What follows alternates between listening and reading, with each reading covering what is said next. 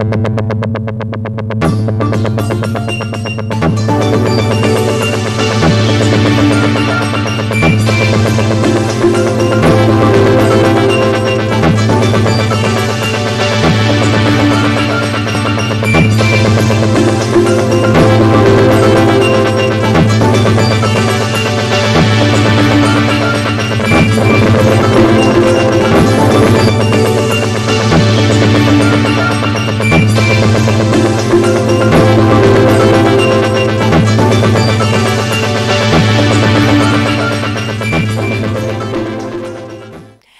nous avez choisi encore ce soir pour nous suivre, mesdames et messieurs. Bonsoir, bienvenue à cette grande édition du journal.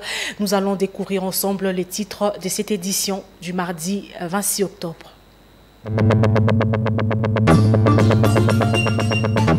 Les nouveaux membres du bureau de la Commission électorale nationale indépendante CENI ont été investis ce mardi 26 octobre à la Cour constitutionnelle. C'était au cours d'une cérémonie de prestation de serment qui s'est déroulée devant le Premier ministre Samalou Condé et les deux présidents de deux chambres du Parlement. Le procès dans l'affaire du meurtre de Rossi Mukendi Chimanga l'en achemine vers l'éclatement de la vérité.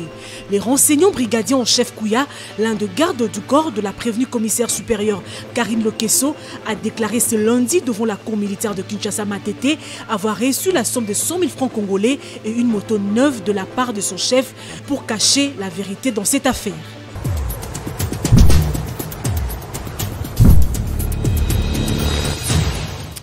Bonsoir à tous et bienvenue à ce journal. Les membres du bureau de la Commission électorale nationale indépendante CENI ont été investis à la Cour constitutionnelle après l'entérinement à l'Assemblée nationale et la promulgation par le président de la République, Félix Antoine Tshisekedi Tshilombo, sur 15 membres, 12 déjà nommés par ordonnance présidentielle ont répondu présents à la cérémonie d'investiture qui s'est donc déroulée à la Cour constitutionnelle en présence de Eric Izami et David Tembeni. L'équipe de Nika Makazadi a été investie mardi 26 octobre 2021 par la Cour constitutionnelle devant toutes les autorités de la RDC. Ils ont prêté serment, confirmant ainsi qu'ils vont respecter et faire respecter la Constitution et toutes les lois de la République dans tout ce qui concerne l'organisation des élections, les processus référendaires et surtout en assurer la régularité. Qui sont ces Congolais promus? 12 sur 15 membres. L'équipe de Nika Makazadi a été investie. Le président de la CENI porte le nom de Denika Makazadi. Ilanga Lemboy, bienvenue, premier vice-président. Madame Seya Moulela Patricia, rapporteur. Moindo Moulemberi Vaumawa Paul, rapporteur adjoint. Madame Birembano Balume Sylvie, questeur adjoint. Limbemba Ikpanga Ndolo Pascal, membre de la plénière. Boko Matondo Fabien, membre. Ditou Monzi Blaise, membre. Bimwala Mampouya Roger, membre. Madame Ngalula Joséphine, membre. Bissambu Pangde Gérard, membre, autant que Madame Omokoko Asamoto Adindor. Les 12 ont prêté serment et 3 autres postes sont à pourvoir. Il s'agit du fauteuil du deuxième vice-président qui devra venir de l'opposition. Le poste du questeur revient également à l'opposition et un membre qui devra rejoindre la plénière de la CENI au nom toujours de l'opposition. Étant donné que l'équipe de 15 n'a pas été encore au grand complet, le chef de l'État, Félix Antoine Tshisekedi Tshilombo, sera obligé de nommer les 3 autres membres une fois leur nom sera envoyé par leurs composantes respectives. Attendons voir. Entre-temps, l'équipe de Denika Makazadi a déjà le main libre pour tout organiser, c'est-à-dire organiser les élections en RDC. La classe politique RD congolaise reste divisée sur l'investiture de membres du bureau de la Commission électorale nationale indépendante. Pour le secrétaire général de la Voix du travailleur congolais, il est impérieux d'avancer pour que les élections aient lieu dans le délai constitutionnel. Il est au micro de Adel Bissosa et Hugues Moussangilay. Deux événements après la prestation des serments de membres de la Commission électorale nationale indépendante CENI, alors que l'équipe n'affiche pas complet, Dieudonné Kandré, secrétaire général du syndicat La Voix du travailleur congolais, explicite. Logiquement, sans verser dans des considérations tout à fait politiques, n'est pas l'investir influerait négativement sur le délai dans le traitement des différentes étapes qui composent le processus électoral. Ou on avance ou on recule. Mais partons du principe qu'on doit avancer. C'est déjà un pas qui est fait. Mais le vrai problème reste et demeure que ceux qui ont été investis puissent donner au peuple congolais des élections justes, transparentes, démocratiques, et voilà. Le bureau Kadima est qualifié d'un bureau sans consensus, d'autant plus que d'autres acteurs n'ont pas pris part aux enjeux. Le secrétaire permanent du VTC ajoute. Madame, c'est bien regrettable qu'on se retrouve aujourd'hui toujours avec ces schémas des CENI, etc., etc., les institutions d'appui à la démocratie, etc. Mais dans le meilleur des mondes, les élections sont organisées par le ministère de l'Intérieur, par le gouvernement. Et ces institutions, nous connaissons comment cela est arrivé, Sun City, etc. Nous en sommes au troisième processus électoral. Et vous allez remarquer que malgré que c'est opéré par des institutions d'appui à la démocratie, notamment la CENI, mais il y a toujours de plaintes, les gens ne sont toujours pas contents, etc. Nous pensons qu'il faut qu'on revienne à l'organisation des élections par le ministère de l'Intérieur. Pour l'instant, entre deux mots, il faut choisir le moindre. Le moindre, c'est ce qui est en train de se faire. Cette équipe de la centrale électorale qui va assurer les 4e cycles électoral sera jugée à l'œuvre, a conclu Dieudonné Kandé.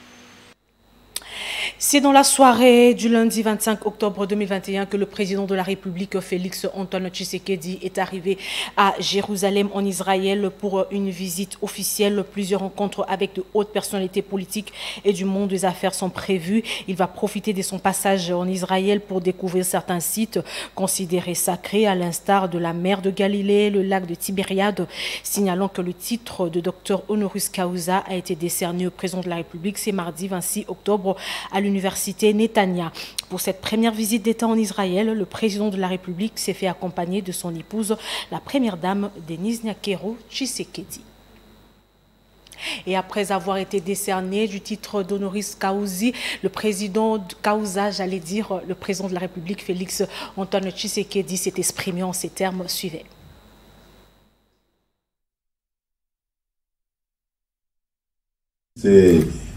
C'est comme le Vatican des chrétiens du monde, c'est comme la Mecque des musulmans. C'est une terre sainte, une terre de bénédiction.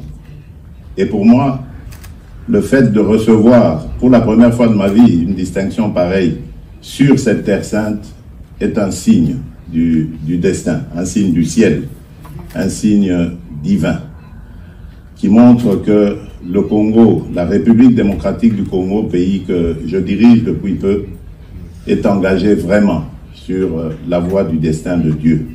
Ce rapprochement avec Israël aura certainement des bénédictions divines pour nos peuples distinctifs, respectifs.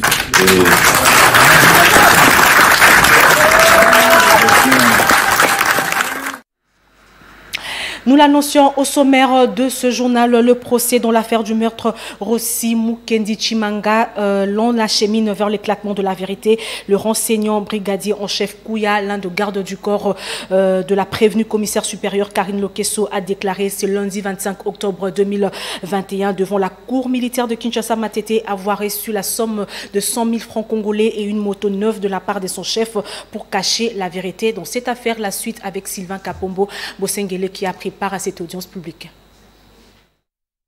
De l'affaire du meurtre de Rossi Mukendi Chimanga, activiste des droits de l'homme, s'est poursuivi le lundi 25 octobre 2021 par la cour militaire de Kinshasa Matete qui a siégé en chambre foraine à la prison militaire de Ndolo. À cette audience, le brigadier en chef Kouya, l'un des gardes du corps de la prévenue Lokesso Koso Karine, a fait des révélations troublantes.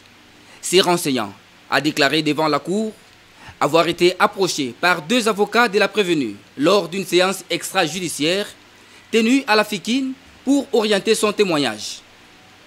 Il a ajouté que la prévenue commissaire supérieure Karine Lokesso lui avait acheté une moto lors de l'instruction de ses dossiers devant les tribunaux militaires des garnisons de Kinshasa Matete.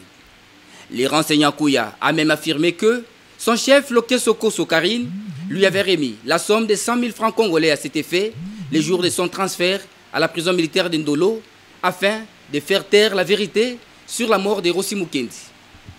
Pour les avocats des parties civiles, ces nouvelles allégations constituent la subornation des témoins dont les auteurs doivent être sanctionnés conformément à l'article 216 du Code judiciaire militaire.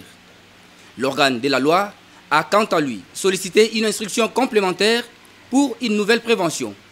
Cette cause a été renvoyée à la huitaine, c'est-à-dire le lundi 1er novembre 2021. Amélioration de conditions de vie de fonctionnaires. Le Premier ministre Jean-Michel Sama Lukonde a lancé le travaux de la commission paritaire gouvernement, bon syndical et l'administration publique. Papi Katassi, James Katambwa.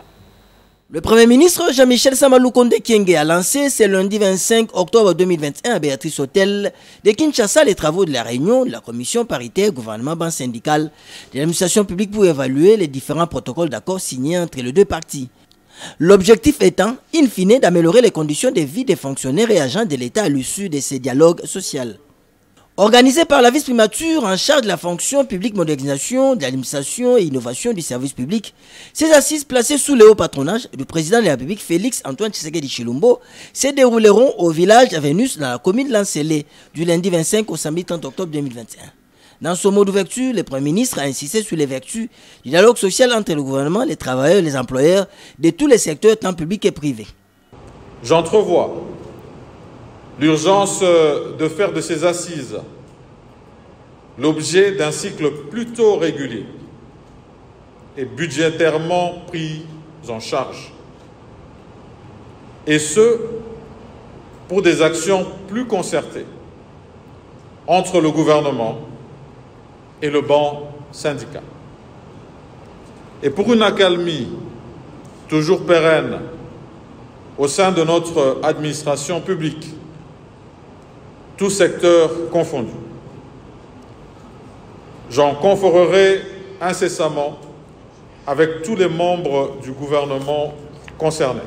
Tout aussi, le Premier ministre Sama Lukonde a émis les vœux que ces assises parviennent à harmoniser les différents grades et fonctions et à réviser les équivalences existantes entre les différents corps de l'administration publique. Il attend aussi la décision de la suppression d'un certain nombre de discriminations qui existent dans l'octroi des différentes primes.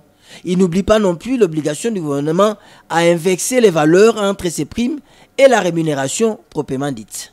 Pour sa part, le vice-premier ministre, ministre de la fonction publique Jean-Pierre Liaou, a insisté sur la maîtrise des effectifs et de la masse salariale due aux fonctionnaires, la mise à la retraite et le rajeunissement de la fonction publique.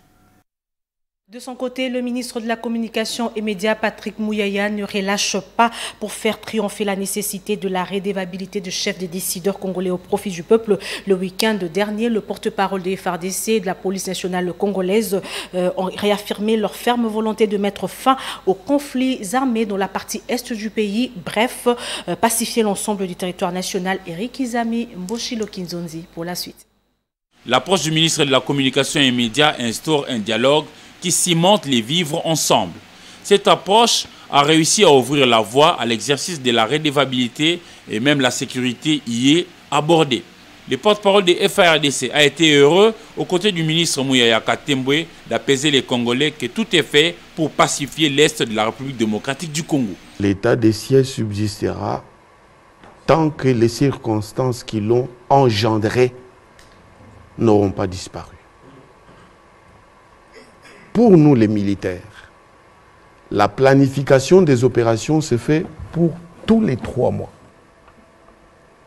On planifie, on va chez le gouvernement, on dit voici notre plan, mettez-nous à l'abri des besoins logistiques, nous partons. Et ainsi de suite. Rendre compte est ainsi une façon d'inviter les Congolais de tous bords à collaborer avec les services de sécurité pour dénicher l'ennemi. Et donc ça veut dire que les gouverneurs sont venus avec une thérapie des chocs, ils ont droit à des collaborateurs, mais c'est aussi la prise en main pour faciliter le fonctionnement. Il existe des divisions provinciales. Et donc aujourd'hui, et le président de la République est très clair là-dessus, vous avez suivi l'IGF ici, c'est la cour martiale. Déjà que les militaires ont suffisamment de pression parce que nous voulons les résultats, vous voyez qu'il y a cette forme de contrainte de temps, est-ce qu'ils peuvent commencer à se compromettre? Ceci ne veut pas dire qu'il n'y a pas de dérapage par rapport à la nature du pays et aux différents comportements que nous décrions. il peut y en avoir, mais je ne suis pas sûr que ces dérapages sont dans les chefs des officiers qui sont censés travailler à ramener la paix dans cette partie du pays. Si l'armée s'active matin, midi et soir à assurer l'intangibilité des frontières du territoire national, la police, elle, vient en appui pour assurer la quiétude de la population. Assimiler le système Codinet utilisé dans la perception de taxes et impôts dans la province du Nord Kivu, tel a été l'essentiel des échanges entre le gouverneur militaire de cette province, le lieutenant-général Constant Ndima Kongba, et le responsable de ses services qui tient à maximiser les recettes dans cette province. La suite dans ce reportage. S'enquérir du système Codinet utilisé au Nord Kivu pour la collecte des taxes et impôts, voilà l'essentiel d'une séance de travail ce lundi 25 octobre 2021 entre le gouverneur du Nord Kivu, Constant Ndima Kongba, et les responsables de ses services en province. Il était question d'expliquer à l'autorité provinciale son fonctionnement pour la maximisation des recettes moyennant le numérique. Le chef de l'exécutif provincial a compris l'utilité de cet outil qui doit l'accompagner dans tout ce qu'il a comme mission au Nord Kivu en cette période de l'état de siège, comme le stipule ici Patrick Daoudi de Codinet. Ce qu'il faut retenir, c'est qu'il y a la solution Codinet qui prend à charge la collecte des impôts, droits et taxes et redevances de la province du Nord Kivu. Et maintenant, aujourd'hui, l'autorité provinciale voulait s'enquérir des capacités de cette solution, mais aussi comprendre parfaitement comment ça fonctionne. Et voilà pourquoi nous étions là, et il est très satisfait parce qu'il a compris qu'avec la solution Codinet, au moins la province pourra maximiser ses recettes parce qu'il y aura l'encadrement des recettes, mais aussi la lutte contre le coulage fiscal. Et voilà, et il a compris aussi qu'il y a maintenant la possibilité de faire le suivi de tout ce qui se fait sur terrain en temps réel. Et il a déjà son compte, donc lui comme autorité, il est à mesure de suivre tout ce qui se passe sur toute l'étendue de la province à travers la solution Codinet. Quittons la province du Nord Kivu pour celle de l'Équateur. Sur place, à Mbandaka, chef de cette province, José Maza Osukuma a pris part à la cérémonie de lancement de vaccination contre la fièvre jaune. La suite dans cette correspondance. Vacciner, c'est aimer. Vacciner, c'est protéger. C'est dans ces mots-clés que l'esplanade du marché central de Mbandaka a servi de cadre de la cérémonie du lancement officiel de la campagne de vaccination préventive contre la fièvre jaune dans la province de l'Équateur ce lundi 25 octobre 2021. Il s'agit du vaccin anti-amarie, le VAA, aux enfants de 9 mois jusqu'aux adultes de 60 ans. La cérémonie était présidée par le gouverneur AI, ministre de l'Intérieur Alain Elodji, devant les partenaires de l'UNICEF, le ministère de la Santé et autres. Cette opération a coïncidé avec la grève des infirmiers qui réclament l'amélioration de leurs conditions de travail. Contacté, le délégué syndical des infirmiers, Lik Motambo, a certifié qu'ils ont suspendu la grève pour 2 semaines afin de mener cette campagne et de reprendre la grève jusqu'à la fin de la vaccination. Nous allons maintenant passer à la rubrique Actualité vue par les autres. Esther Badi Biabia est allée à la rencontre de Ben Limbois. Il est journaliste à Nouveau Congo Télévision. Pour lui, l'actualité au pays reste dominée par la prestation de serment de membres du bureau de la Commission électorale nationale CENI à la Cour constitutionnelle.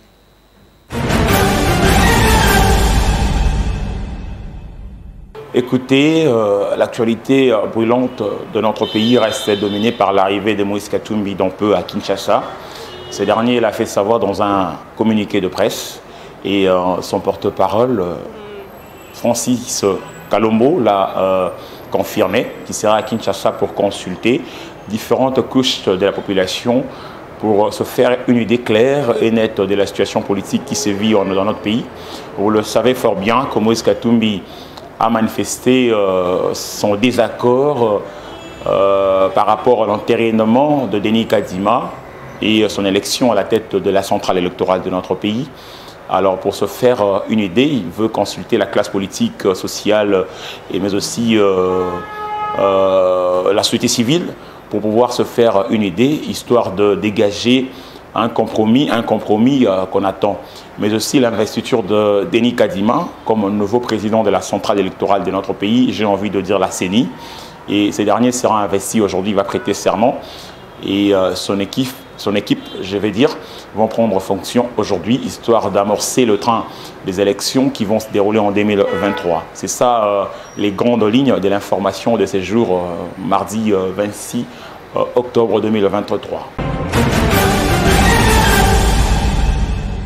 Nous allons ouvrir la page sportive de ce journal. Nous allons commencer avec Papi Katassi qui nous fait savoir que les Congolais sont déjà fixés sur le sort de leurs équipes engagées aux interclubs de la CAF. Le tirage au sort a eu lieu ce mardi 26 octobre au Caire, en Égypte.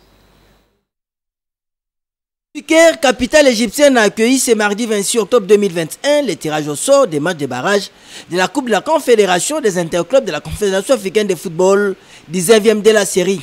Les 3 représentants de la RDC, à savoir les deux clubs Motema Pembe qualifiés face à l'AS Kigali du Rwanda, Mazembe Maniema Union défaits respectivement face aux Sud-Africains de Marumo et de Mamelodi Sundowns, attendant les adversaires du barrage.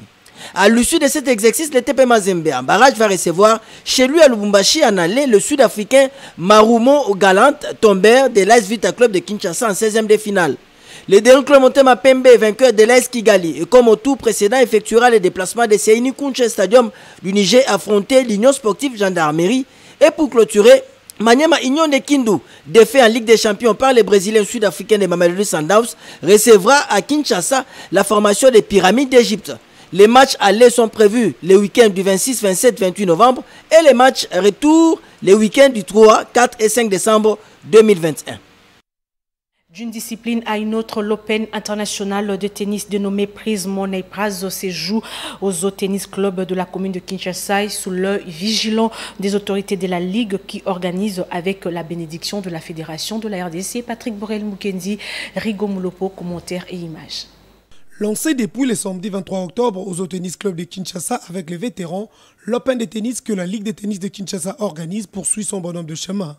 Lundi 25 octobre, 16 matchs ont été au programme chez les seniors pro Monsieur. Chama Pierre de TP Mazembe Tennis a créé la sensation en éliminant Lot Mirage 2-7-0, soit 6-1, 6-1. Les matchs s'est bien passé. Je suis vraiment très content de ces résultats. J'ai respecté les consignes de mon coach Ibrahim. J'ai suivi tous ses conseils techniques pendant le match.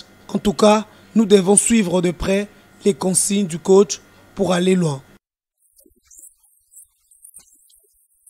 Tandis que son ami du club Corbeau, Isaac Kachoboué, a difficilement laissé ses plumes devant Chimanga 3-6, 5-7, 2-7-0. Dans d'autres affiches, le doyen Pavé Bokata, grand 10, a marché sur Benguema Jérémy 6-0, 6-1.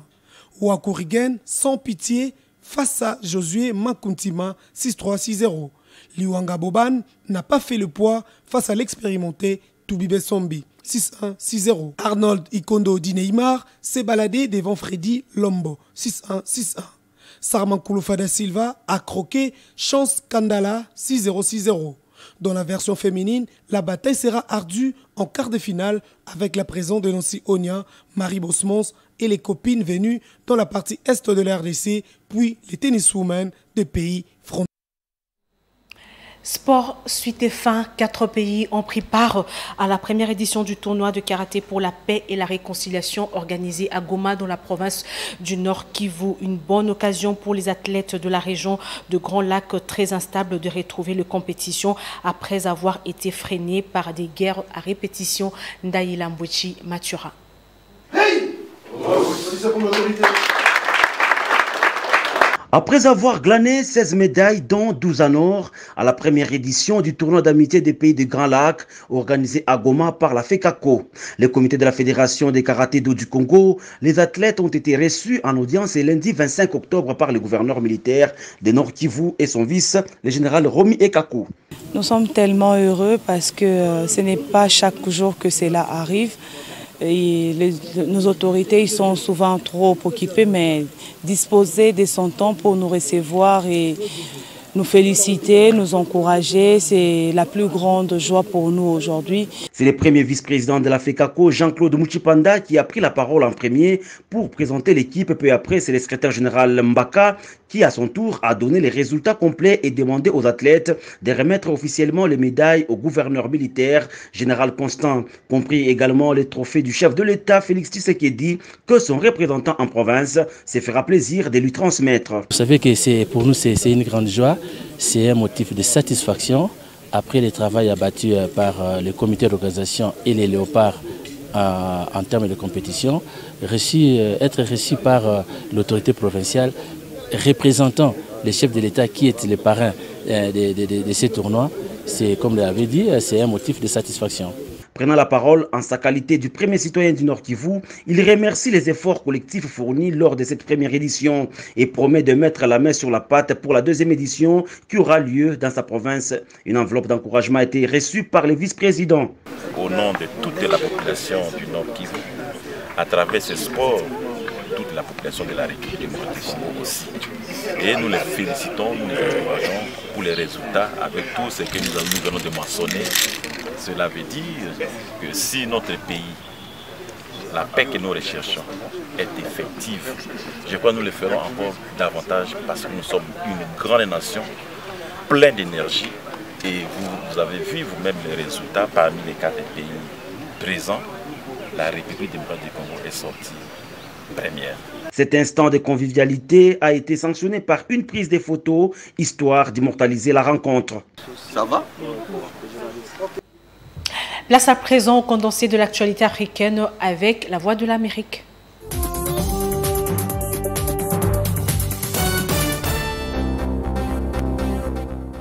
Au Soudan, les militaires ont lancé un nouveau coup de force. Le Premier ministre Abdallah Hamdok ainsi que la plupart des ministres et membres civils du gouvernement ont été arrêtés. Le général Abdel Fattah al-Burhan a décrété l'état d'urgence et dissout les organes de transition. Au Burkina Faso, le procès des assassins présumés de l'ancien président révolutionnaire Thomas Sankara, assassiné en 1987 lors d'un coup d'État, a repris lundi à Ouagadougou après 2 semaines de suspension. L'un des accusés soupçonné d'avoir été le chef du commando est toujours en fuite. Au Nigeria, plus de 800 détenus se sont évadés de la prison de l'État d'Oyo lors d'une attaque à la grenade. 446 détenus ont été recapturés alors que près de 400 autres sont toujours en fuite selon un responsable de l'État d'Oyo. Toujours au Nigeria, le pays lance officiellement une nouvelle version numérique de sa monnaie, l'e-Naira. Après avoir différé l'opération initialement prévue début octobre, le Nigeria devient l'un des premiers pays à avoir introduit une monnaie numérique.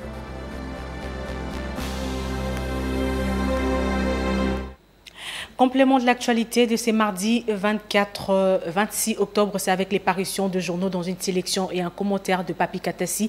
Place maintenant à la revue de presse.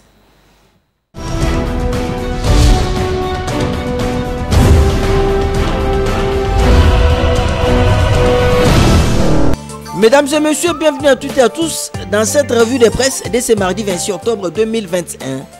Commençons par la toute première visite d'État du président Félix Antoine Tshisekedi Tshilombo en Israël. C'est notre confrère Agence Congolaise de Presse qui titre « Le président Félix Tshisekedi en visite d'État depuis lundi en Israël ».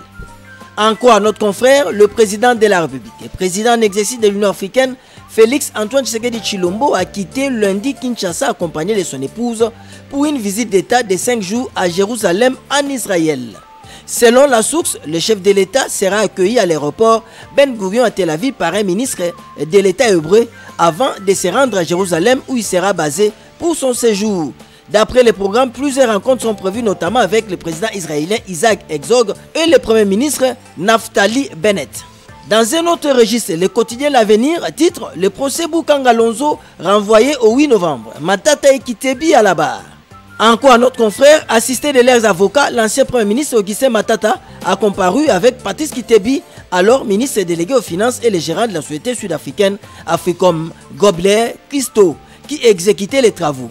Après l'identification des deux prévenus, Matata Ponyo et Patrice Kitebi, un problème s'est posé quant à l'identification du gérant de la société Africom et de la lecture des faits mis à sa charge. Les avocats de ces derniers ont soulevé une exception liée à la saisie dans laquelle la Cour lui a répondu et s'est dite saisie. Troisième appel avant les élections 2023. Le centre Germain Kambinga exhorte Félix Tshisekedi à privilégier les consensus, titre la prospérité, dès ce mardi 26 octobre 2021. Il en est à son troisième appel, qui cette fois-ci est orienté vers des propositions concrètes pour une préparation réaliste et concertée des enjeux électoraux de 2023. De Bruxelles en Belgique où il séjourne, selon notre confrère Germain Kambinga Katomba, président du regroupement politique Les Centres, est sorti de sa tanière pour inviter le président de la République et chef de l'État, Félix Antoine Tshisekedi Tshilombo, à tendre la main à ses adversaires politiques afin de s'accorder sur les pions et les facettes du jeu des dames des préparatifs des prochaines élections en République démocratique du Congo.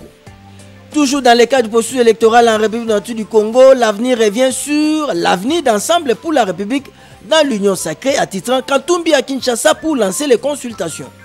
Selon notre confrère, le leader d'ensemble pour la République, Moïse Katumbi Tchapoué, est annoncé à Kinshasa cette semaine pour une série de discussions en vue de décider sur l'avenir de son parti au sein de l'Union sacrée de la nation.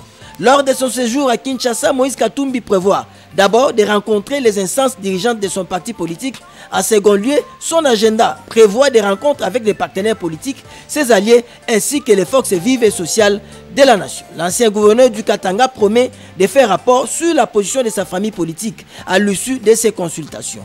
Fin de cette revue de presse, au revoir et à demain.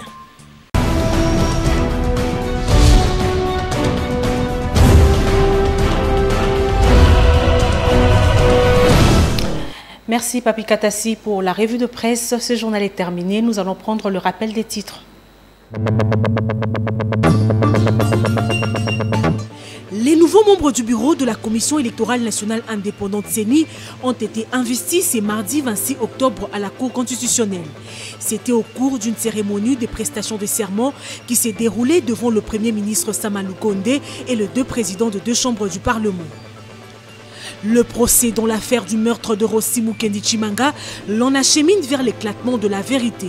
Les renseignants brigadiers en chef Kouya, l'un de garde du corps de la prévenue commissaire supérieure Karine Lokesso, a déclaré ce lundi devant la cour militaire de Kinshasa Matete avoir reçu la somme de 100 000 francs congolais et une moto neuve de la part de son chef pour cacher la vérité dans cette affaire.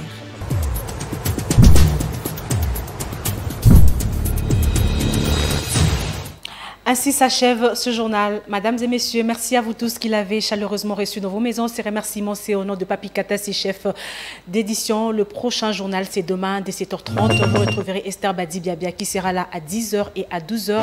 Ne manquez pas le rendez-vous des 16h avec Lydia Ilambo, le journal en lingala. Moi, je retrouve à 19h pour la grande édition du journal. Portez-vous bien et excellent suite de programme sur nos antennes. Au revoir.